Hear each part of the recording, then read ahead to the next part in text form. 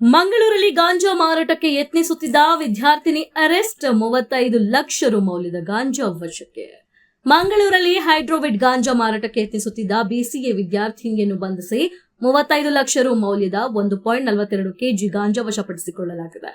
ಶಿವಮೊಗ್ಗ ಜಿಲ್ಲೆಯ ಸಾಗರ ನಿವಾಸಿ, ಸದ್ಯ ಕುಂದಾಪುರ ಕಾಲೇಜೊಂದರಲ್ಲಿ ಅಂತಿಮ ವರ್ಷದ ಬಿಸಿಎ ವ್ಯಾಸಂಗ ಮಾಡುತ್ತಿದ್ದ ವಿದ್ಯಾರ್ಥಿನಿ ಸುಹಾನ 21 ವರ್ಷ ಬಂಧಿತ ಆರೋಪಿ ಎಂದು ತಿಳಿದುಬಂದಿದೆ. ಈ ಕುರಿತು ಮಂಗಳೂರು ನಗರ ಪೊಲೀಸ್ ಕಮಿಷನರ್ ಸುಧೀರ್ ಕುಮಾರ್ ರೆಡ್ಡಿ ಮಾಹಿತಿ ನೀಡಿದ್ದು, ಮೇ 12ರಂದು ಮಾರಾಟ ಮಾಡಲೆಂದು ಸುಹಾನ ಹೈಡ್ರೋವಿಡ್ ಗಾಂಜಾವನ್ನ ಸಾಗಿಸ್ತಾ ಇದ್ಲು. ಖಚಿತ ಮಾಹಿತಿ ಮೇರೆಗೆ ಪಣಂಬೂರು ಎಸಿಪಿ ತಂಡ ಹಾಗೂ ಮುಲ್ಕಿ ಠಾಣೆಯ ಪೊಲೀಸರು ತಂಡ ಕಾರ್ಯಾಚರಣೆ ನಡೆಸಿ ಮಂಗಳೂರು ನಗರದ ಮುಲ್ಕಿ ರೈಲ್ವೆ ಸ್ಟೇಷನ್ ರಸ್ತೆಯಲ್ಲಿ ದಾಳಿ ನಡೆಸಿ ಆಕೆಯನ್ನು ವಶಕ್ಕೆ ಪಡೆದಿದ್ದಾರೆ.